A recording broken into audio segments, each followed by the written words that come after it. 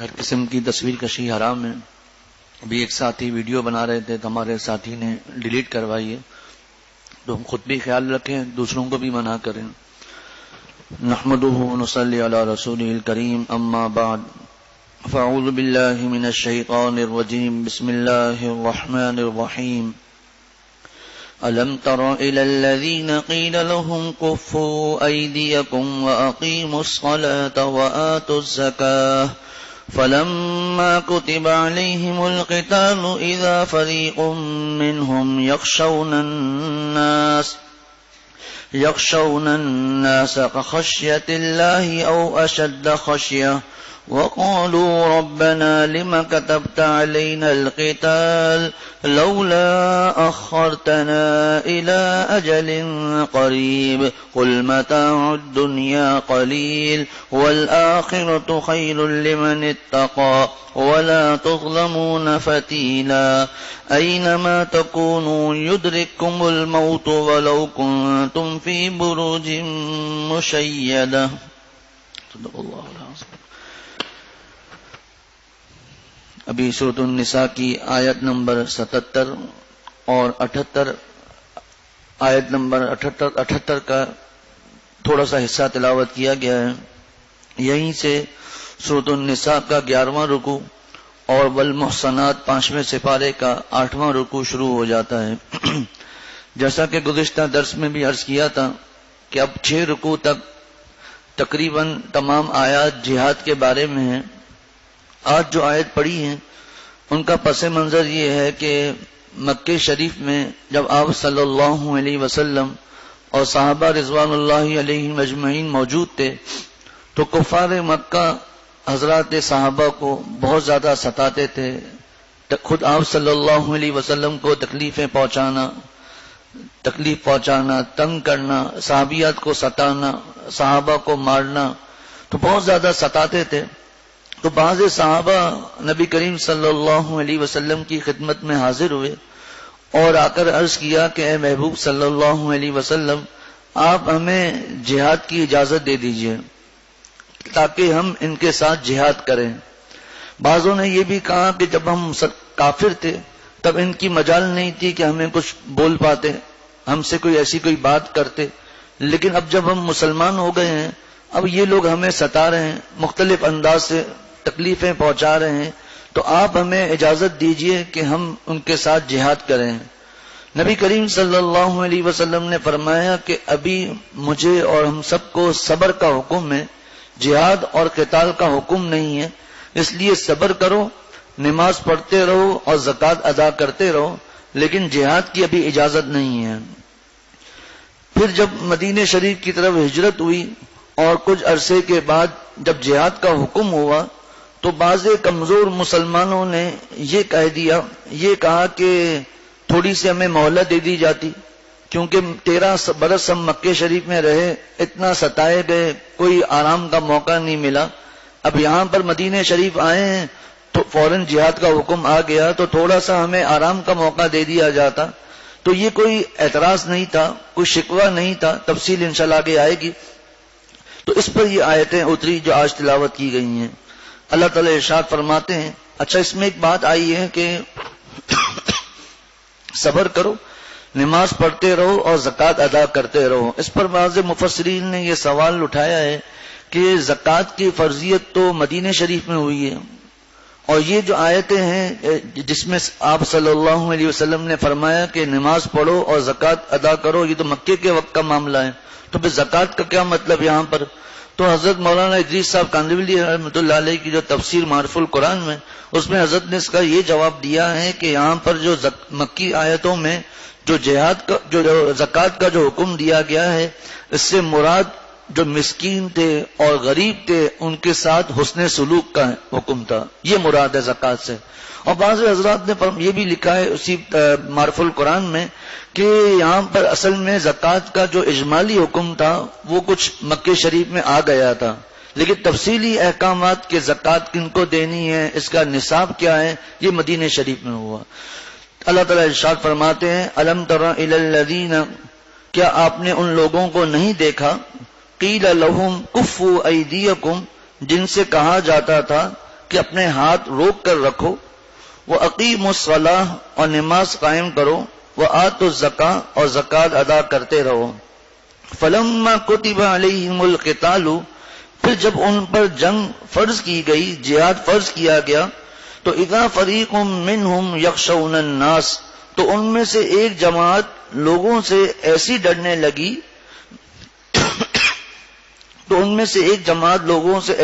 لگی کہ خشیت اللہ جیسے اللہ سے ڈرا جاتا ہے، او اشد خشیہ یا اس سے بھی زیادہ ڈرنے لگی۔ وقالوا اور یہ لوگ یوں کہنے لگے، ربنا اے ہمارے پروردگار، اے ہمارے رب، لما کتبت علینا القتال آپ نے ہم پر جنگ کیوں فرض کر دی؟ لولا اخرتنا الى اجل قریب تھوڑی مدت تک ہمیں مہلت کیوں نہیں دی؟ قل آپ فرما دیجئے، متاع الدنیا قلیل دنیا کا فائدہ تو تھوڑا سا ہے۔ قل آپ فرما دیجئے، متاع الدنیا قلیل دنیا کا فائدہ تو تھوڑا سا ہے، والآخرۃ خیر لمن اتقى اور جو شخص تقوی اختیار کرے اس کے لیے آخرت کہیں زیادہ بہتر ہے۔ والآخرۃ خیر لمن اتقى اور جو شخص تقوی اختیار کرے اللہ سے ڈرے اس کے لیے آخرت کہیں زیادہ بہتر ہے۔ ولا تظلمون فتیلا اور تم پر ذرہ بھی ظلم نہ کیا جائے گا۔ اب یہ ڈر کہ جہاد میں جانے سے جب ہم جہاد میں شریک ہوں گے تو پھر ہم تو مر جائیں گے، شہادت ہو جائے گی، تو اس کا جواب دیا جا رہا ہے کہ موت کا وقت اور جگہ مقرر ہے، جہاں بھی تم رہو، جس جگہ بھی رہو، جس وقت اور جس جگہ موت لکھی ہے وہاں آ کر رہے گی۔ تو فرمایا کہ اینما تکونوا تم جہاں بھی ہوگے، یدرککم الموت موت تمہیں جا پکڑے گی، ولو کنتم فی بروج مشیدہ چاہے تم مضبوط قلعوں میں ہی کیوں نہ رہ رہے ہو، کتنی ہی مضبوط عمارت ہو، کیسی بھی جگہ ہو، تو جہاں موت لکھی ہے وہاں آ کر رہے گی۔ تو جیسا کہ شروع میں عرض کیا کہ اس آیت کا پس منظر یہ ہے کہ صحابہ کو جب ستایا، کفار مکہ نے ستایا، تو انہوں نے آ کر آپ صلی اللہ علیہ وسلم سے درخواست کی کہ ہمیں جہاد کی اجازت دیجیے۔ تو آپ صلی اللہ علیہ وسلم نے فرمایا کہ صبر کرو، صبر کرتے رہو، اور نماز اور زکوٰۃ کا حکم ذکر آیا، یا نماز ادا کرو، زکوٰۃ ادا کرتے رہو، دوسرے احکامات کا ذکر نہیں۔ تو اصل میں ان کی اہمیت کی وجہ سے ان کا تذکرہ کر دیا گیا، ورنہ جو احکامات دیے ہیں وہ کرتے رہو، لیکن ابھی جہاد کا حکم نہیں۔ اس کا مقصد یہ ہے کہ جب 13 سال تک خوب عبادت کرتے رہو گے اور صبر اختیار کرتے رہو گے، نمازوں کی پابندی ہوگی، اللہ تعالیٰ کو راضی کرتے رہو گے، تو جب جہاد کا وقت آئے گا تو تمہارا جو نفس ہے وہ پختہ ہو چکا ہوگا، اللہ کی محبت آ چکی ہوگی، تو یہ جہاد صرف اللہ تعالیٰ کے لیے ہوگا۔ تو حضرات کو حکم ہوا کہ ابھی جہاد کا حکم نہیں بلکہ اللہ تعالیٰ کو راضی کرنے کا حکم ہے۔ آپ سب کو پتہ ہے، ہم سب نے حالات پڑھے ہیں کہ ہجرت سے پہلے صحابہ کو کتنا ستایا جاتا تھا۔ حضرت شیخ الحدیث مولانا زکریا صاحب رحمۃ اللہ علیہ نے فضائل اعمال کا جو پہلا حصہ ہے اس میں اسی قسم کے واقعات کئی بیان کیے ہیں، حتیٰ کہ آپ صلی اللہ علیہ وسلم کو جو ستایا گیا وہ واقعات بھی لکھے ہیں۔ حضرات صحابہ کرام رضوان اللہ علیہم اجمعین کو جو ستایا گیا، صحابیات رضوان اللہ علیہن اجمعین کو جو ستایا گیا، سب وہ واقعات حضرت نے بیان کیے مختصر طور پر۔ تفصیل اگر ہو پھر حکایت صحابہ ہیں، دوسرے صحابہ کے جو حالات ہیں اس میں موجود ہے۔ تو مکے کی زندگی میں جہاد کا حکم نہیں تھا بلکہ وہاں پر صبر کا حکم تھا۔ چنانچہ فرمایا اللہ تعالیٰ نے، الم تر الی الذین قیل لہم کیا آپ نے ان لوگوں کو نہیں دیکھا، قیل لہم جن سے کہا جاتا تھا کفوا ایدیکم اپنے ہاتھ روک کر رکھو، یعنی جہاد کرنے کی ابھی اجازت نہیں ہے۔ پھر جب آیت آئی اذن للذین یقاتلون، دوسری آیتیں آئیں وہ الگ معاملہ، لیکن فی الحال جو ہے وہ جہاد کی۔ لیکن یہاں پر ہم اس آیت کو آج کل اس طرح فٹ نہیں کریں گے کہ پہلے ایمان بناؤ پھر جہاد کا حکم ہے، ایسا نہیں ہے۔ اس وقت کے حالات اور تھے، جب وہ جہاد کا حکم آ گیا اب وہ قیامت تک رہے گا۔ لیکن پہلے بھی عرض کیا کہ یہ معاملہ کسی ایک آدمی کے اختیار کا نہیں کہ وہ خود اپنی ایک فوج بنائے اور کہ ہم جہاد کر رہے ہیں، یہ حکومت وقت کا کام ہے۔ تو فرمایا کہ ابھی مکہ شریف کی زندگی میں جہاد کا حکم نہیں تھا بلکہ صبر کا حکم تھا. وَأَقِیمُوا الصَّلَاةَ اور نماز قائم کرو، نماز ادا کرو. وَآتُوا الزَّکَاةَ اور زکوٰۃ ادا کرو. زکوٰۃ کا عرض کر دیا کہ اگر کسی کو سوال ہو کہ مکے کی زندگی میں تو زکوٰۃ تھی ہی نہیں، اس کا کیا مطلب ہے یہاں پر، تو اس کا مطلب یہ ہے کہ مساکین کے ساتھ، فقراء کے ساتھ احسان، حسن سلوک، وہ مراد ہے یہاں پر. وَأَقِیمُوا الصَّلَاةَ وَآتُوا الزَّکَاةَ فَلَمَّا كُتِبَ عَلَيْهِمُ الْقِتَالُ پھر جب ان پر جنگ فرض کی گئی. فَلَمَّا كُتِبَ عَلَيْهِمُ الْقِتَالُ پھر جب ان پر جنگ فرض کی گئی. اِذَا فَرِيقٌ مِّنْهُمْ تو ان میں سے ایک جماعت يَخْشَوْنَ النَّاسَ لوگوں سے ایسے ڈرنے لگی کہ خشیت اللہ جیسے اللہ سے ڈرا جاتا ہے، او اشد خشیہ یا اس سے بھی زیادہ ڈرنے لگی. اب سوال یہ ہوتا ہے کہ مخلوق کا خوف اللہ تعالیٰ سے زیادہ، یہ کیسے ہو سکتا ہے؟ تو فرمایا اس کا مطلب یہ ہے، اصل میں بات یہ ہے کہ جو دشمن ہے اس کو تو ہر وقت ستانا ہی ستانا ہے، ہر وقت اس کو تکلیفیں پہنچانی ہے، اس کا کوئی اور کام ہی نہیں ہے.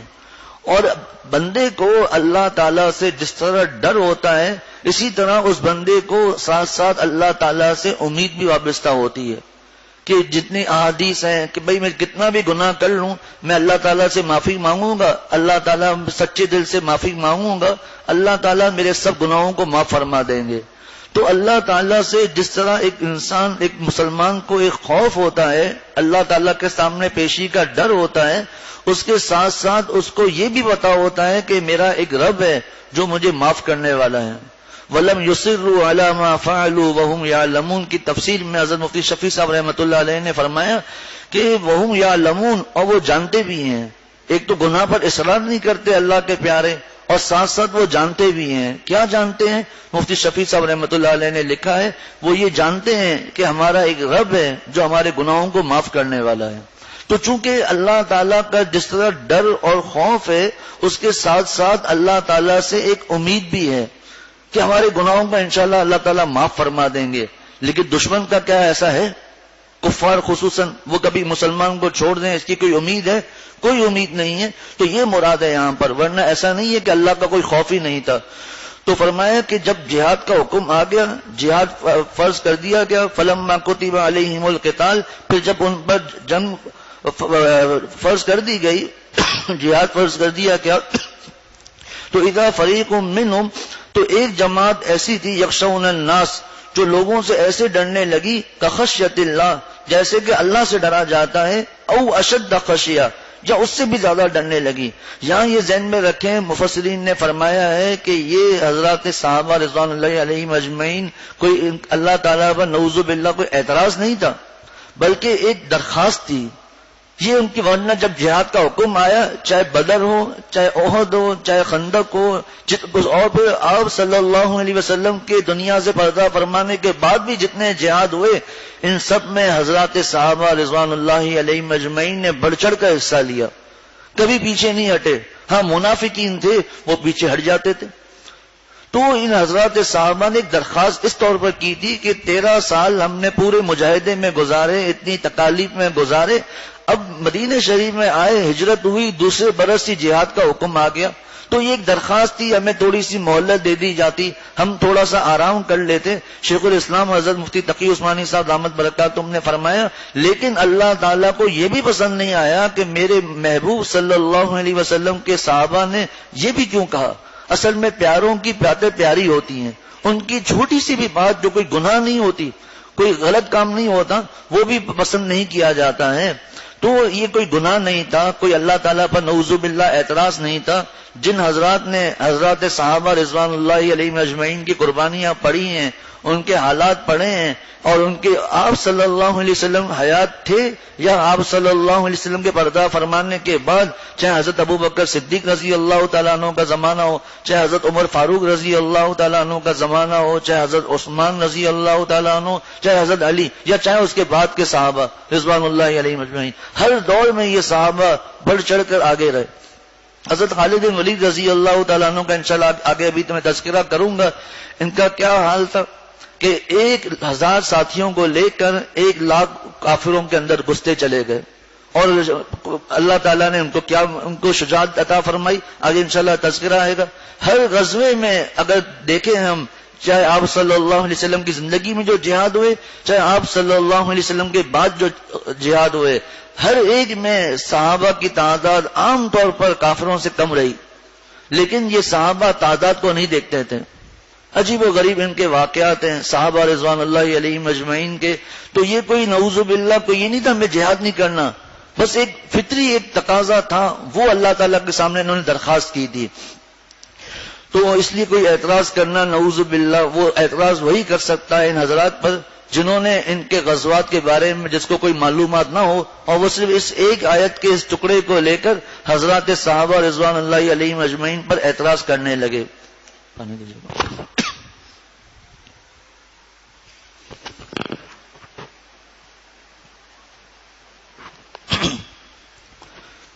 ایک بات ضمناً یاد آئی. حضرت خنسہ رضی اللہ تعالی عنہ زمانہ جاہلیت میں ان کے ایک لڑائی ہوئی جس میں ان کا ایک بھائی مر گیا اور دوسرا بھائی زخمی تھا. حضرت خنسہ رضی اللہ تعالی عنہ نے 1 برس تک اپنے اس بھائی کی تیمارداری کی. 1 برس تک. آخر 1 برس کے بعد اس بھائی کا بھی انتقال ہو گیا. حضرت خنسہ رضی اللہ تعالی عنہ نے ایسے دردناک اشعار لکھے اپنے بھائی کے انتقال پر کہ باقاعدہ بعد میں لوگ اس کو شوق سے سنتے تھے. ایسے اشعار تھے. لیکن یہی حضرت خنسہ رضی اللہ تعالی عنہ جو اپنے بھائی کی موت کو برداشت نہیں کر سکی، جب حضرت عمر رضی اللہ تعالی عنہ کا زمانہ آیا، جنگ قادسیہ ہوئی، تو اس میں اپنے 4 بیٹوں کو مخاطب کیا کہ آج تم اللہ کے راستے میں کود پڑو. دیکھو میں نے تمہارے نہ باپ سے بے وفائی کی ہے نہ تمہارے ماموں سے. دیکھو تم اپنے باپ کی طرح شجاعت دکھانا. 4 بیٹے ایک ہی دن میں شہید ہو گئے. بیٹے، وہاں بھائی کا معاملہ تھا تو یہ حال، اور یہاں اسلام لانے کے بعد کیفیت ہی بدل گئی کہ 4 بیٹے ایک ہی دن میں شہید. کہنا آسان ہے لیکن جس پر گزرتی ہے اس کو پتا ہوتا ہے. 4 بیٹے ایک ہی دن میں شہید ہو گئے. بتائیے یہ کیا صحابہ کی ایک عورت ہے جو پیچھے ہٹنے والی نہیں. یہ اور اس سے حضرات صحابہ رضوان اللہ علیہم اجمعین کی جو واقعات ہیں ان کی داستانیں بھری ہوئی ہیں. کس کس قسم کے کیسے غزوے ہوئے، اس میں کیا حالات ہوئے، کیسے ان کا ایمان تھا کہ وہ حضرات ایرانیوں کے خلاف جب جہاد ہوا تو تاریخ امت مسلمہ میں لکھا ہوا ہے کہ دریا آ گیا سامنے، موجیں مارتا ہوا دریا ہے. حضرات صحابہ رضوان اللہ علیہم اجمعین اس میں دریا میں اپنے گھوڑوں کو لے کر اس طرح چلتے جا رہے ہیں جیسا کہ کتابوں میں لکھا ہے کوئی پختہ روڈ ہو اس پر چلتے ہوئے جا رہے ہوں. آپس میں باتیں کر رہے ہیں. جب وہ سامنے پہنچے تو ایرانیوں نے جب دیکھا تو کہنے لگے دیو آمدن دیو آمدن، یہ تو دیو آ گئے، یہ کیسے انسان ہے. ایک صاحب کسی کو کچھ نہیں ہوا، البتہ ایک صحابی کا جو ایک پانی پینے کا پیالہ تھا وہ گم ہو گیا.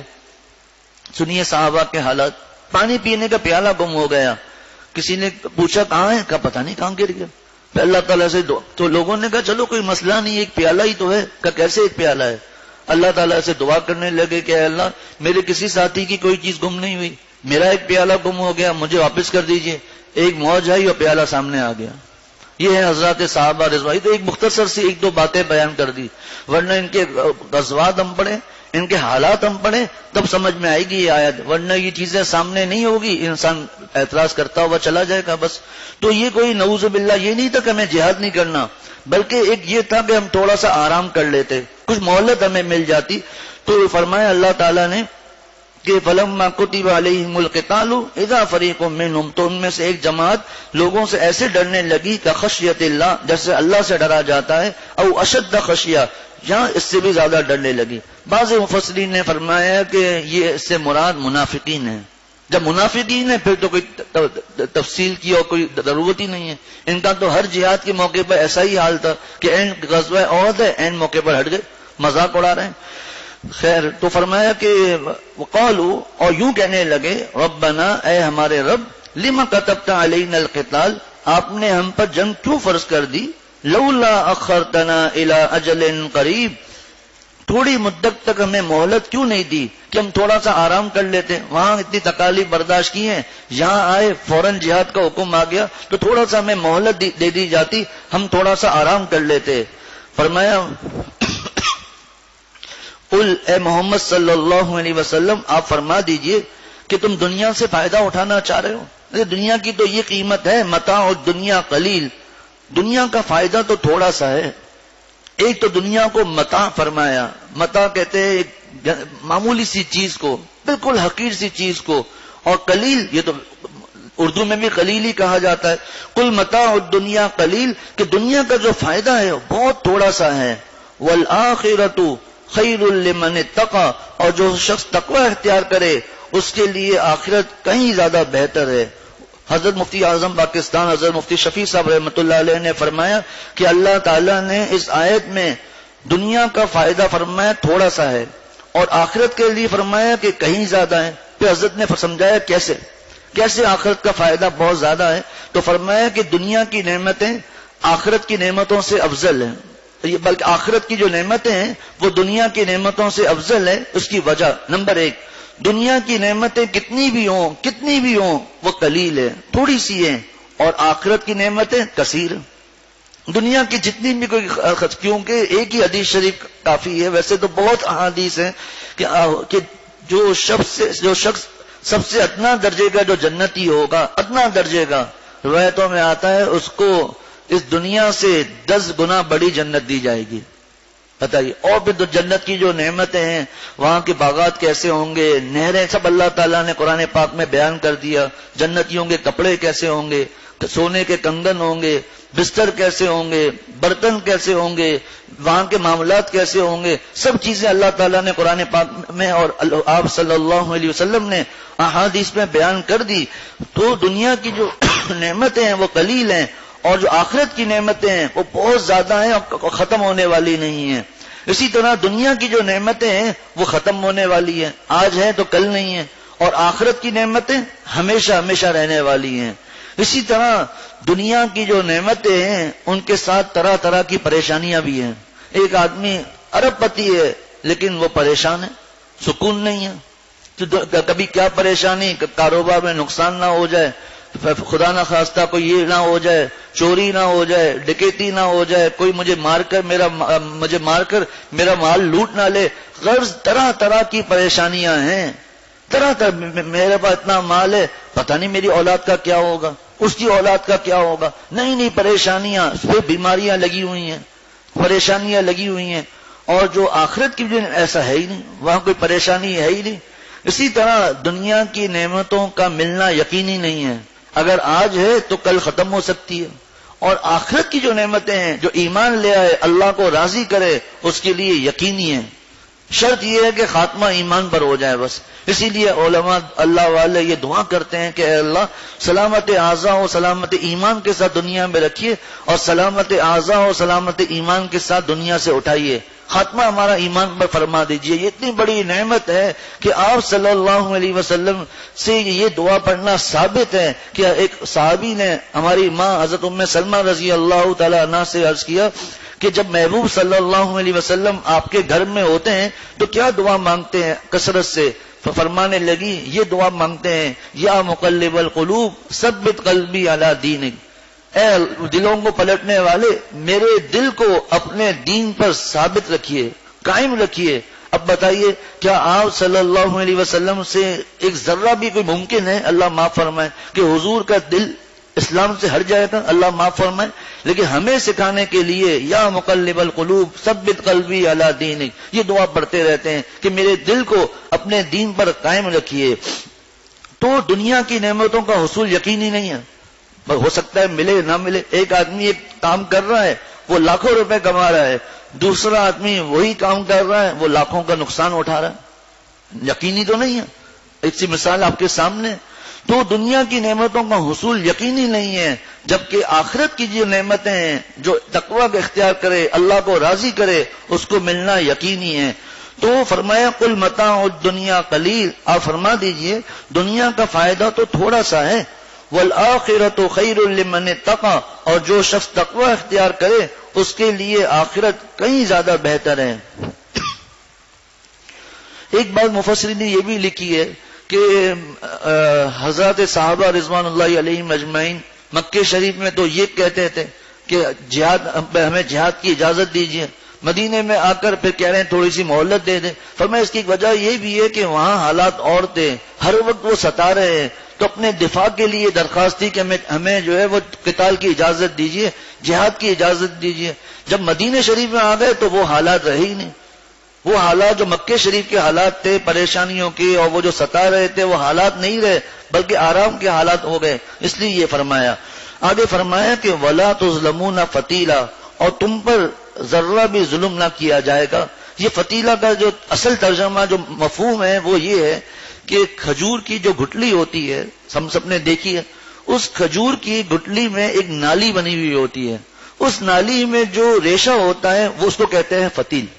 یہ فتیل اس کو کہتے ہیں. کتنا بھی اللہ تعالیٰ ظلم نہیں فرمائیں گے, جس کو ہمارے اردو کے محاورے میں کہا جاتا ہے ذرہ برابر بھی, رائی برابر بھی تمہارے پر ظلم نہیں کروں گا, ایک ذرہ بھی تمہیں نہیں ملے گا, اس کو کہا جاتا ہے فتیل.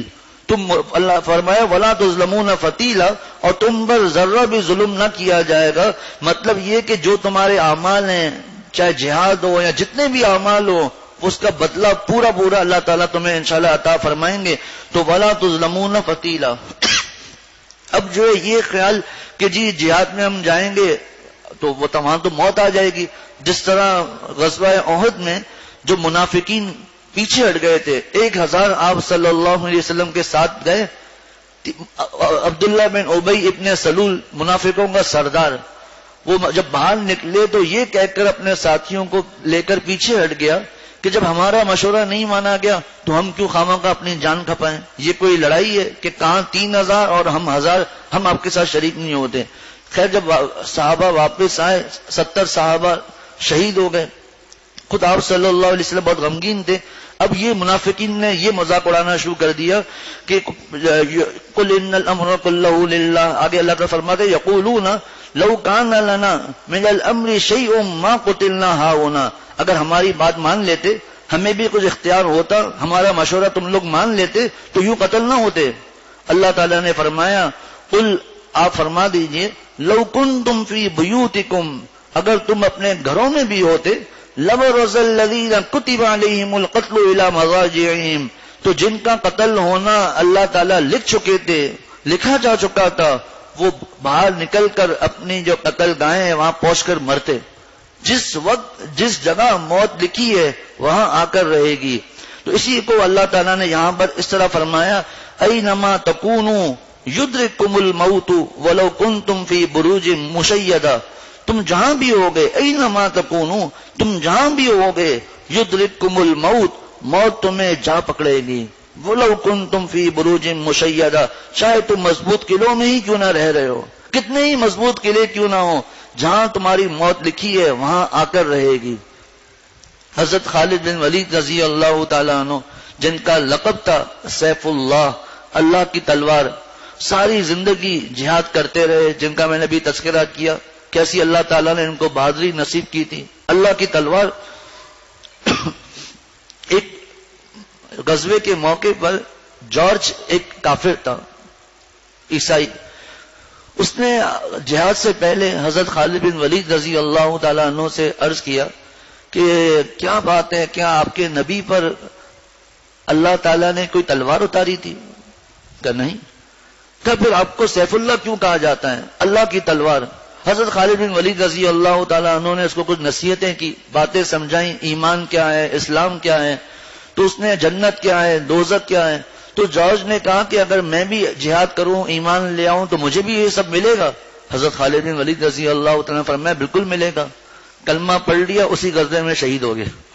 خیر حضرت خالد بن ولید رضی اللہ تعالیٰ عنہ کا میں نے عرض کیا کہ 1000 ساتھیوں کو لے کر 1,00,000 کافروں کے ساتھ مقابلہ کیا. ایک غزوے کے غالباً حضرت ابوبکر صدیق رضی اللہ تعالیٰ عنہ کا زمانہ تھا خلافت کا. تو حضرت ابوبکر صدیق رضی اللہ تعالیٰ عنہ نے فرمایا کہ وہاں آپ کو پہنچنا ہے.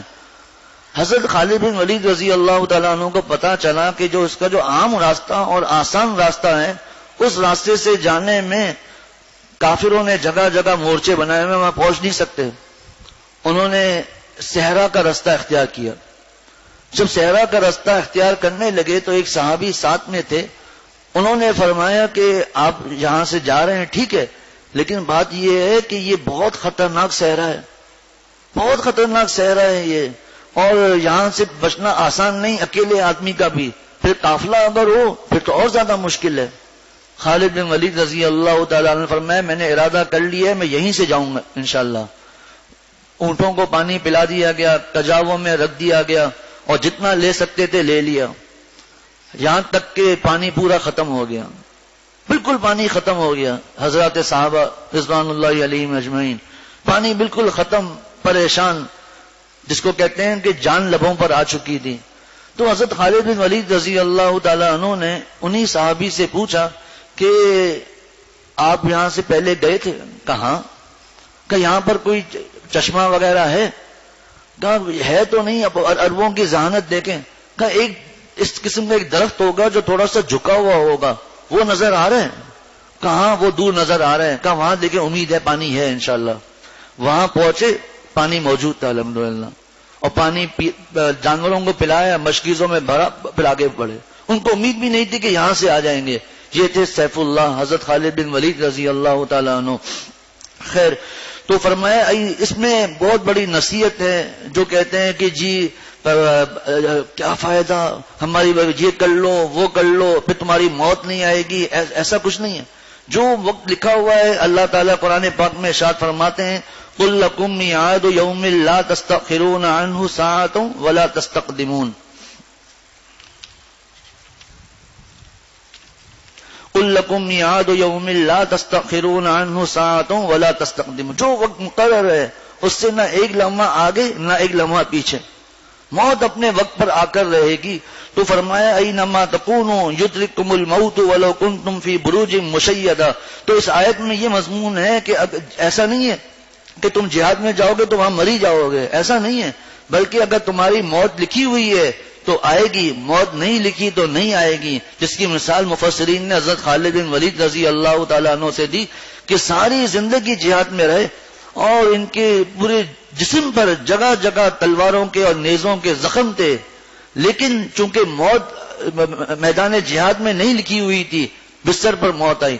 ساری زندگی روتے تھے، دعائیں کرتے تھے اللہ تعالیٰ سے کہ اللہ مجھے شہادت کی موت نصیب فرما، لیکن حضرت کو شہادت کی موت نصیب نہیں ہوئی بلکہ طبعی موت ہوئی۔ حضرت مولانا ادریس صاحب کاندلوی رحمۃ اللہ علیہ نے اپنی تفسیر میں لکھا ہے، غالباً مولانا یعقوب نانوتوی رحمۃ اللہ علیہ کے حوالے سے، کہ حضرت خالد بن ولید رضی اللہ تعالیٰ عنہ شہادت کی تمنا کر رہے تھے۔ ارے ان کو شہادت مل ہی کیسے سکتی تھی، کیونکہ وہ تو سیف اللہ تھے، اللہ کی تلوار تھے۔ اگر وہ شہید ہو جاتے تو کافر شور مچاتے ہم نے اللہ کی تلوار کو توڑ دیا۔ اللہ تعالیٰ نے اتنے غزوہ کیے، اتنے غزوے کیے، ہر غزوے میں آگے آگے تھے، لیکن چونکہ شہادت کی موت اس طرح نہیں لکھی ہوئی تھی، بستر کی موت لکھی تھی، بستر کی موت آئی۔ اللہ تعالیٰ ہم سب کو عمل کی توفیق عطا فرمائے۔ وآخر دعوانا ان الحمد للہ رب العالمین۔